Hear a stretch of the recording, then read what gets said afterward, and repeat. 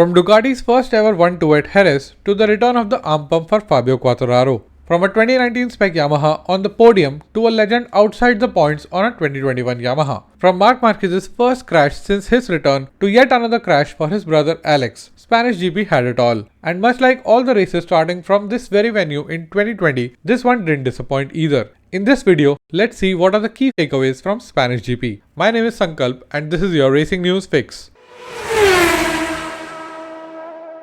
The rise of Ducati. Over the years, we have seen Ducatis being very strong at some circuits and absolutely nowhere at other venues. One of the traditionally difficult tracks for Ducati has been Jerez, but whether you chalk it to the improvements of the hardware or to the arrival of young blood in the factory team or both, they did fantastically well at the SpanishGP. Having a strong race weekend is one thing, but a 1-2 is borderline dominating. And if they are going so fast at a track which is supposed to be difficult for them, imagine how they'll do at all the circuits which play to their strength. France, Mugello, Catalonia, Austria, Valencia, and I'm sure I missed a few. All of these play to the strengths of Ducatis. They are all upcoming and more or less confirmed races for 2021. If Jerez was not a one-off wonder for Ducati, they would be a force to be reckoned with in this season.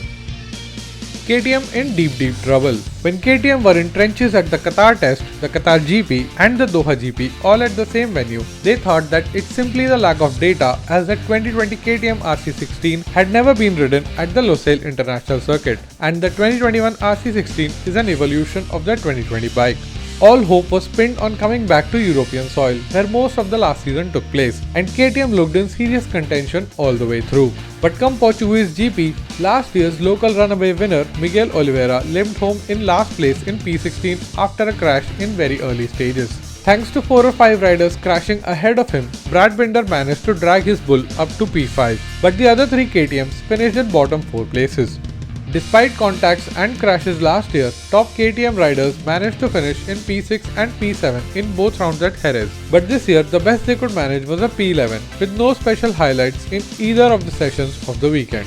The factory boys have lashed out on Michelin on more than one occasion for the tyre allocation this year, but that is something KTM should have been prepared for, and if they actually developed their bike to work with one specific tyre, I guess it's their own fault for backing themselves into a tight corner.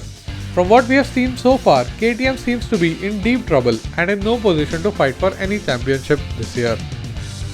Marc Marquez not happy with Honda's direction in 2020.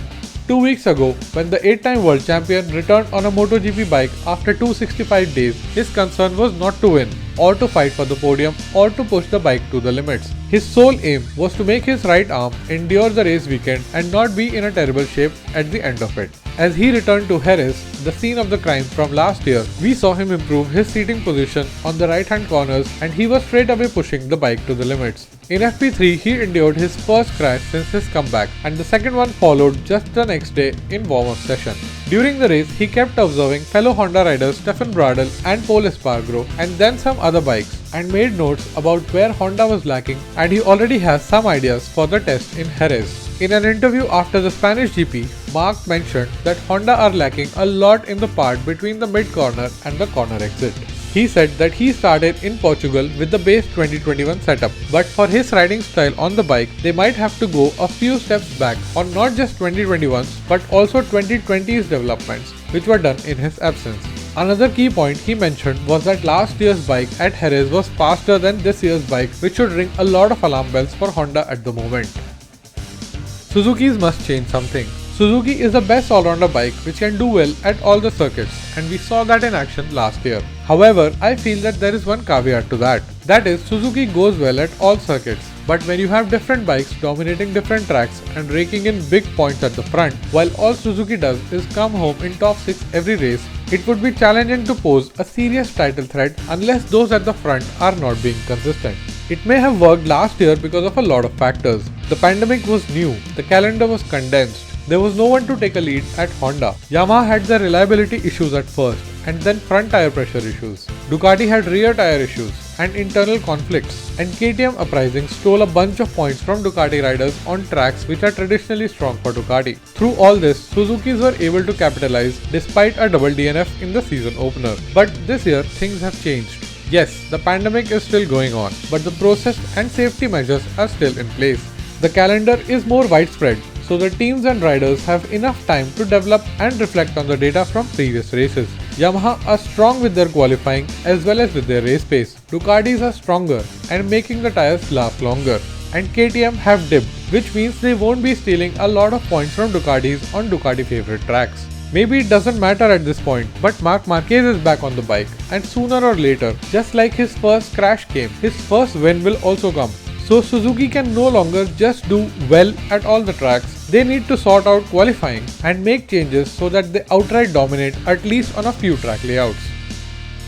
Unlucky Franky against all odds. The deal Franco Morbidelli is stuck in was described as unlucky by both Franky himself and the Yamaha team principal Lynn Jarvis. The thing is that because of the regulations due to the global pandemic and the deal between Yamaha Racing and Petronas SRT, Yamaha cannot even give Franky a 2021 spec bike even if they wanted to. As per Yamaha, Petronas SRT are getting the bike which they pay for, and the fact that the 2020 championship runner-up is stuck on that 2-year-old bike can only be justified by calling it unlucky.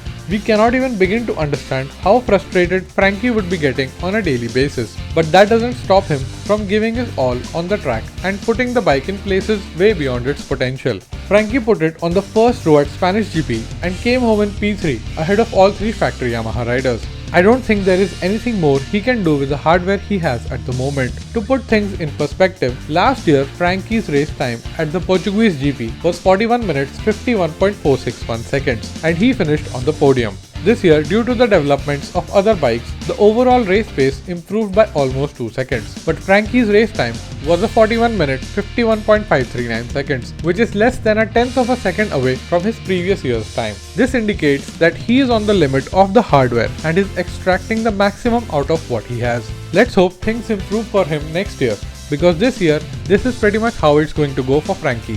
What do you think? Did I miss any other big key points from SpanishGP? What were the key takeaways for you from this race? Please let me know in comment section below. If you made it till here, let me know by hitting that like button. Also subscribe to the channel and ring the notification bell. Here are 2 more videos which you might enjoy. My name is Sankalp and I'll be back with another video very soon.